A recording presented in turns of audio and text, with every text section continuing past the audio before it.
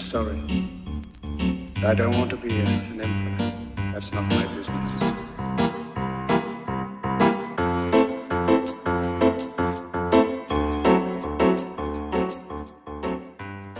Salut tout le monde. Alors aujourd'hui je vais vous parler de deux bouquins qui sont très liés à l'actualité internationale, puisqu'il s'agit de deux histoires sur le conflit syrien.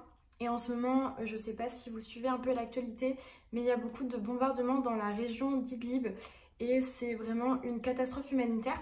Le premier livre que je vais vous présenter, c'est Le Passeur de livres de Daraya de Delphine Minoui, qui est sorti en 2017 il me semble. Et le deuxième livre que j'ai ici, c'est Aitam, donc c'est une BD de Nicolas Hénin et de Kyung-Gun Park, qui raconte l'histoire d'un migrant syrien. Donc je vais commencer par vous parler de la bibliothèque de Daraya, parce que c'est le livre qui, je pense, m'a le plus impacté sur le conflit syrien. Donc il s'agit de l'histoire de jeunes qui, en fait, pendant le siège de la ville de Daraya, donc qui est vraiment devenue une prison à ciel ouvert où le régime syrien s'entêtait à bombarder la population parce que c'était considéré comme l'antre des terroristes en fait. Et dans cette ville, des personnes qu'on suit dans le livre du coup se sont engagées à récupérer les livres dans les débris des maisons et à faire une bibliothèque souterraine. Donc déjà l'idée est juste incroyable. C'est une histoire vraie que donc Delphine Minoui, juste pour resituer un peu, c'est une reporter spécialiste du Moyen-Orient, et donc elle, un jour, elle est tombée sur une photo de jeunes avec des livres derrière eux, donc elle a essayé de les contacter et c'est à ce moment-là qu'elle a décidé de faire ce livre. On suit ces gens qui au quotidien se font bombarder, donc certains meurent, certains ils laissent leur vie forcément, et qui malgré ça continuent de s'instruire. Et c'est vraiment beau parce que dans cette histoire, on se rend compte que le livre, c'est très important et que ça devient en quelque sorte une arme d'instruction massive. Pendant le régime d'Hitler, par exemple, le régime nazi, les livres étaient détruits. Donc, faut comprendre que vraiment le livre, c'est une part importante de la culture et que c'est quelque chose que les régimes autoritaires, totalitaires redoutent beaucoup parce que plus les gens savent, plus les gens vont se battre pour leurs droits, se battre pour leur liberté. Et c'est ce qui est très beau et ce qui est très bien dit dans ce livre, très bien montré. Vraiment c'est super touchant en fait de suivre ces gens qui malgré tout sauvent des livres alors qu'ils risquent leur vie tous les jours en restant à Daraya. À la fin on apprend qu'au bout d'un moment tout le monde a dû évacuer la ville de Daraya, donc c'est très triste.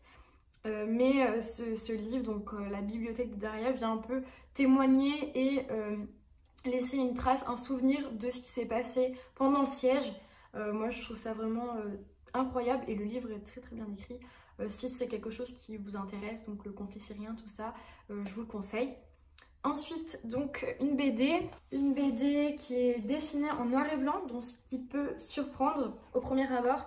Mais moi je trouve que c'est ce qui lui donne toute son authenticité et qui rend le récit encore plus touchant. Donc là pareil, il s'agit d'une vraie histoire, donc il s'agit de l'histoire d'Aitam al-Wassad, donc qu'on voit ici au derrière de la BD. Cet enfant il vient d'une famille dont le père est un fervent opposant à Bachar el-Assad et lui il va essayer d'aller participer aux manifs etc. Et au bout d'un moment ils vont être obligés de fuir, donc c'est encore une fois un récit très émouvant. C'est un peu le récit d'un migrant parmi d'autres, mais ça permet de se rendre compte de la réalité des choses, de la difficulté du parcours et surtout qu'en fait c'est pas tout beau tout rose de quitter sa maison et que contrairement à ce que certains peuvent penser, les gens ne sont pas toujours heureux d'arriver en France. Alors bien sûr, ils le sont pour des tonnes de raisons, c'est-à-dire qu'ils arrivent, c'est pas la guerre, on les bombarde pas, mais je pense qu'ils auraient préféré 1000 fois rester chez eux. Donc voilà, donc ça c'était mon petit speech politique en passant par là. Mais voilà, l'histoire est très touchante et c'est vraiment facile à lire. Enfin, c'est l'histoire d'un adolescent, donc on tourne les pages. Moi je l'ai lu en 1 heure. Voilà, donc si vous cherchez une lecture un petit peu plus légère sur la Syrie, encore une fois, je vous conseille cette BD.